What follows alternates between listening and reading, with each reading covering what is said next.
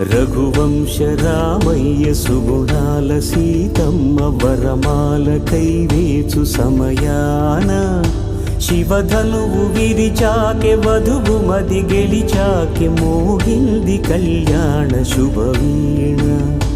కళ్యాణం వైభోగం శ్రీరామచంద్రుని కళ్యాణం.